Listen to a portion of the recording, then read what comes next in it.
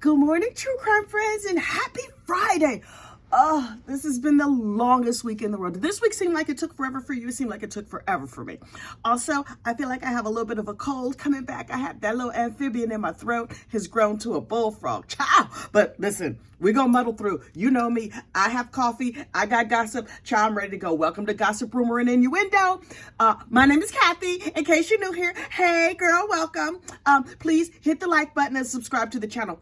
We need to talk about this dude, Dion, that Mama Luke, that means idiot, who was over there in court in Las Vegas the other day, who leapt across the bench and attacked the judge. Well, there's some updates in this story. Hang on. Number one, turns out in that, because I was like, you see judges, they like up on high. Apparently in that courtroom, the bench is lower than average. So yes, this dude just leapt and cleared over the bench in one leap. It was like, oh, leaped small judges' benches in a single bound. Oh my goodness.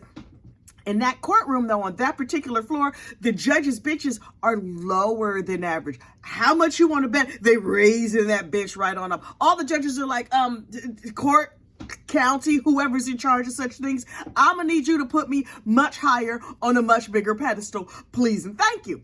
So that dude was scheduled to return to court today. Here's the thing I had not realized: the charges he was there on were misdemeanor charges.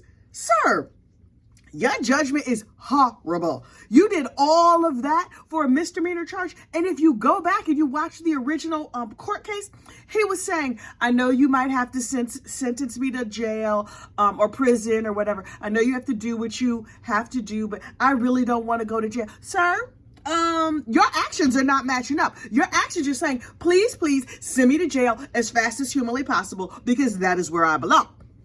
So this idiot leapt over the bench, attacked the judge, but wait, there was a hero in our midst and we did not even know it. That little court clerk with the little black suit and the round glasses, he's a young lawyer. Hey, court clerks are supposed to sit there and look pretty and look up like the legal law. They're just like, okay, I have a keyboard warrior job. It's no push-ups required. It's no running abilities, nothing like that. He probably never even been in a fight in his life. I don't know. I'm just guessing because apparently he comes from like a prominent legal family in the community. But if you slow down the video real slow, the little court clerk, Michael Lasso, Michael Lasso's a hero because as the judge, look, I'm gonna reenact it for you with my hands. As the Mama Luke comes sailing over the bench, Michael Lasso sprang to his feet and grabbed him and pulled him off the judge and held on to him. Now listen, the dude was fighting his way free and a bunch of other people jumped on him or whatever. And then Michael Lasso was like, oh, I'm gonna have to throw some punches. Listen, did he look like Rock'em Sock'em Robots? Yeah, he did. But you know what he did? He might have saved Judge Mary Kay's life because Lord only knows what would have happened if Michael had not been there to save the day. Congratulations, Michael. We are all very proud of you, and we are glad you were there. Are you little, is your knuckles sore today? Oh, little boo-boo. Does he get a medal or something like this? So the Mama Luke was scheduled to go back to court today because now it was a misdemeanor trial. I guarantee you this is a felony, and he's going to do a life-changing amount of jail time. That little Teamster job he was worried about, but that's gone. That's gone. Also, you clearly don't have the demeanor to deal with other human beings. I don't know who you could deal with, but humans, that's not going to be it. So he was scheduled to go back to court today for his next hearing, I guess. I don't know, but he's refusing to go to court. Sir, does court give you bad flashbacks? Do you have PTSD? Did a demon get in your brain or something like that? I don't know what happened, but now he's like, no, I will not go. Is he one of them sovereign citizens? You know, sovereign citizens, the ones who feel like the law doesn't apply to them. They're like, no, I've made up this other thing in my mind. And I'm going to be ruled by these rules that I made up that I decided are correct. You know what's consistent about sovereign citizens? Oh, they will annoy you. They're paperwork warriors and they file all the paperwork and do all the things. And they get off of these charges for a little while. But eventually, shall they end up in jail? And so they have time to sit and contemplate what it really means to be a sovereign citizen. You know who else is a sovereign citizen, turns out? Ernesto. Shirley Strawberry's husband, you know Shirley, the co-host of the Steve Harvey Morning Show. Well, now he's been locked up for like a year and a half, going on 2 years now, because he had child pee charges. He a Pedialyte? Okay. He's a bugger. He was doing nasty things with dogs and cats and kitties and bunnies. I don't know. But he was doing nasty things with animals. Also, he was stealing people's money. Theft by taking, theft by deception. He stole some cars and trucks and whatever. Now, Miss Shirley Strawberry was like, no, what you're not going to do is be stealing stuff and thinking you come over here to my house. He did some phony paperwork and all this other stuff. So he's locked up. Now, he's decided that he's been kidnapped, that he is a prisoner, a political prisoner being held by the state of Georgia. Sir, I don't think that's how political prisoners work. So in the most recent drop of the phone calls from prison, shout out to Shay over there, phone calls from prison. Phone calls from prison brings us all the latest, greatest phone calls of all of the prisoners in all the land. Oh, last night she dropped like 13 calls from Alex Murdoch. You know what they all were? Hey, can you do this for me? Hey, can you do that for me? Let me sniffle and cry because I feel sad that my wife is no longer on this mortal coil. Meanwhile, never mind that I sent her to that other round, but I'm very sad about it. His calls are garbage. But that Nesto, oh, he got ideas. Oh, I love to hear sovereign citizens talk. Oh, the idiocy just flows. It flows like water. It is amazing to listen to. So he's over there like, I'm going to sue the federal government because I'm obviously being kidnapped. I need to get a big media source to get my story out there so they can set it straight. Sir? No, the rest of us, we have highly sensitive recording devices, our eyes and our ears, and we recognize idiots when we see them. And so when we listen to you talk, we're like, right. You're an idiot. Also, because we've listened to your jail phone calls, he's like, oh, I'm going to write a book. Sir. We've heard you try to spell things on these jail phone calls, and we're very clear that you can't spell. I question if you could honestly read or write. He was trying to spell connect one day. He was telling his loved ones, so you need to do like jail connect to put money on the phones. He had 5 different tries to try and spell connect. I was like, is that the new spelling?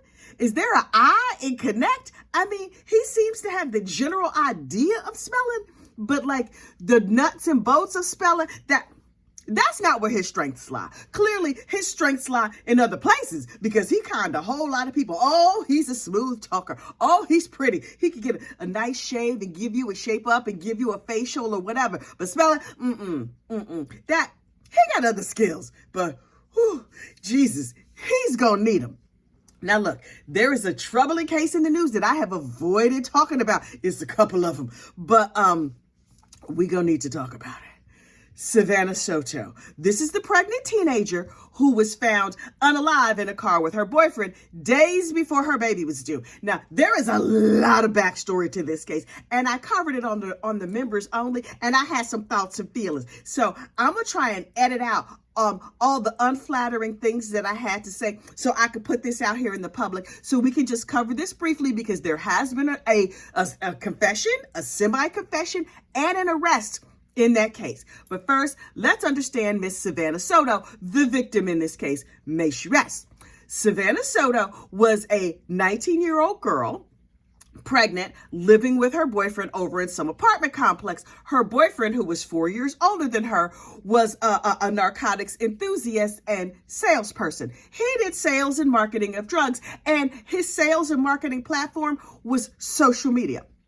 So he was frequently on social media with guns and stacks of drugs and stacks of money, like you do when you're trying to market something.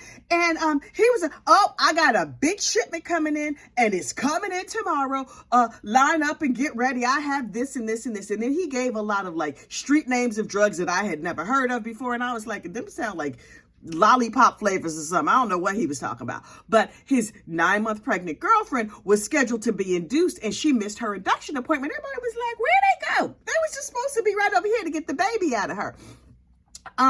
So apparently Miss Soto and her boyfriend had been together for about 4 years. They met when Savanah was 15, and the Mama Luke, her boyfriend, was 19. As soon as she met this dude, she immediately dropped out of high school. And then shortly after, she moved in with him at 15. Okay, there was a long domestic violence history between the two of these. Tragic, terrible. And then about a year ago, Savanah Soto's brother was unfortunately unalived. Her 15-year-old brother was unalived in a drug transaction gone bad. Oh, I can't even imagine the broken heart of her mother. So when Savanah goes missing, the mama is like, oh, no, no, no, no, no. I know Savanah would not do this to me. She would not just disappear. Our little baby grandson is about to be born. So there must be something seriously wrong.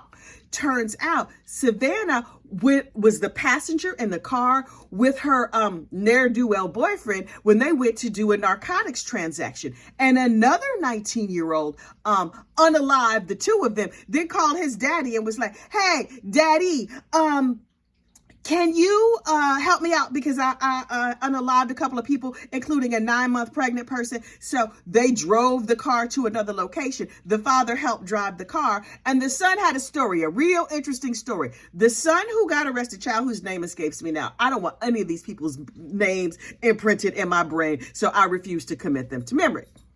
The 19-year-old who did the unaliving was like, yeah, see what had happened was I went to do a minor drug transaction, and then the drug dealer pulled his gun on me, and then I knocked it away, and he accidentally unalived his girlfriend, and then there was a melee, and I accidentally unalived him. It was self-defense. That's his story. The evidence in the case, because here's the thing, he forgot that cases like this have evidence. I know it is shocking, but the police went and they took the pictures and they took the measurements and did all the things. Turns out both of these people, both Savanah Soto and her boyfriend, were executed point blank. The whole thing is terrible. So now a whole bunch of people's lives have been ruined. But wait, there's more terribleness. Savanah Soto's younger brother, who was unalived at 15, that was a retaliation because somebody unalived somebody, and then the Soto family attacked some dude in court. And so the family that got attacked in return unalived Savanah's brother. It's just messy. It's a whole bunch of unfortunate people. I suspect that poverty plays a big role in this, and underserved communities, child. I don't know. The whole situation is terrible. I do not expect to talk about them again. The 19-year-old boy who unalived Savanah and her boyfriend said it was self-defense. And if it comes to trial, I will cover it, and I will talk about the garbage that I believe him to be, and his garbage daddy, who when they did the perp walk was like, this is fake news. Y'all always get it wrong. Okay, and then they waddled Humpty Dumpty on over to the back of the police car, and they had to grease him up to cram him in there because he's a real big man, and that back seat is real small. Why are the back of police cars so small? I don't know. What do they do with tall people? Do tall people not get arrested? I don't know how that works. Anyway, old fat boy, they crammed him in there and then slammed the door. Oh, when he was talking to the news, he had things to say. Okay. Both these people are being held without bond, apparently in separate jails. I really hope that they just take a plea and plead to life in prison and go, and we never have to see or talk about them again. In other garbage people news, we need to talk about this Natalia Grace documentary. Now listen, when the something case of Natalia Grace, the incredible case of Natalia Grace, I don't remember. Netflix ID channel, somebody did a whole Natalia Grace documentary because initially we thought that Natalia Grace was like an evil small person who was torturing a family. And it was a whole documentary where, look, spoiler alert right now. I'm about to spoil the whole series for you right now. So if you do not want to hear spoilers, thank you so much for coming. We will talk to you tomorrow. But I'm about to tell you what the entire moral of this entire story is. So look. Season 1 and the Natalia Grace story is a long, sad tale of a whole bunch of abuse that happened to little Natalia Grace, including her being abandoned in an apartment by herself as an 8-year-old. She was emotionally abused. She was adopted from the Ukraine. She's profoundly she's profoundly disabled and her body is very sort of like gnarled or whatever. She also had reactive attachment disorder, which means because she was abused in an orphanage in the Ukraine, she has a lot of trauma and a lot of emotional issues. And so she was not really good with other children in the family, and she did harm and whatever, according to her adoptive parents. So the adoptive parents are like, oh, we have a good name in the community. We can't just send her back and let her be adopted by another family. We're going to have her age legally change. Even though she's a 9-year-old, we're going to say she's 22. We're going to stick her in an apartment and abandon her. When she gets abandoned, this other family, the Mann family, literally finds her wandering on the street as a 9-year-old, takes her in, parents her, loves her, and starts taking care of her. They're very, very religious, and they're giving her like the love and care that she deserves as a human being. And they say like, yes, it's a rocky road, but everything is fine. The Mann family has adopted a whole bunch of kids with a whole bunch of troubling backgrounds. And so Natalia just fit right into the group and she became family. Okay, cool. The season 1 ends with it being revealed that Natalia Grace's adoptive parents were as terrible as we thought they were. And I'm including intimate kinds of abuse and all kinds of everything. And the father, the adoptive father, Michael Burnett, is especially heinous. You know how like on Law and Order, when they say SVU, they're like, these lawyers deal with crimes who are especially heinous. This dude was especially heinous. So it ends and we're just like, oh my goodness, we want to hear Natalia's side of the story, because now we have heard the parents' side of the story. She's terrible. She might be an adult. Oh my goodness, she's a miniature con woman. Okay, cool. Season 2 starts and it's like, we're going to hear Natalia's side of the story. All of season 2 can be summed up with the sentence, more abuse, more detailed about the abuse, just abuse, abuse, abuse, abuse. Just detail, graphic, on and on, episode after episode after episode of abuse, sprinkled in with proof that she was actually a 9-year-old when these people abandoned her. There you go. That's season 1, season 2. But wait, there's more. Season 2 closes with a shocking ending. And here is the heartwarming, also shocking ending. Okay, first of all, Natalia gets together with her adopted father, Michael Barnett, and they have a first meeting, and it's explosive, and they don't even get a chance to talk. Meeting number 2, they sit down, they have a heartfelt conversation. He reveals that he wasn't, in fact, a terrible person. She did do some bad things, but nothing as bad as the abuse that they did to her. And they hug and they cry, and she forgives him, and he apologizes. Okay, great. Then Natalia gets adopted by the Mann's family. So she is officially Natalia Grace Mann's. Fantastic. We gonna live happily ever after. Here's where the fornication starts. Listen, how long? Okay, we 18 minutes in. I think you can say cuss words now. Child, here's when the fuckery starts. Because let me tell you something. That last literally 25 seconds of season 2 is a mess. You see the Manns in voiceover saying, this is some mess. We can't believe she's done this. Natalia has brought evil to this house. Blah, blah, blah. And apparently, Natalia is no longer living with the Mann's family, leaving you to assume that it turns out Natalia really was evil. Here's the problem that I have with the ending of this series. They leave off with the Manns giving their side of the story. Where's Natalia's side of the story? Documentarians, I saw that last title card that you had that said Natalia's story continues. And you know what I feel? Manipulated. Because this is what y'all did the last time. She's terrible, she's terrible, she's terrible, she's terrible. Oops. Maybe it was the parents' fault. This time in season 2, it's like, she's fine, she's fine, she's fine, she's fine. She's terrible. Now listen, when I was 22, did I have some fights with my parents? Yeah. Did my sister get kicked out about that time? Sorry to give up your business, sister. But yeah, my mother was like, child, you're going to have to leave. When my son was about 18, 19, I was like, you're not going to keep doing this in here. And so I invited him to get the F out of my house. And then he promptly left, got his act right fully installed, and then came on back, and he's been a good citizen ever since.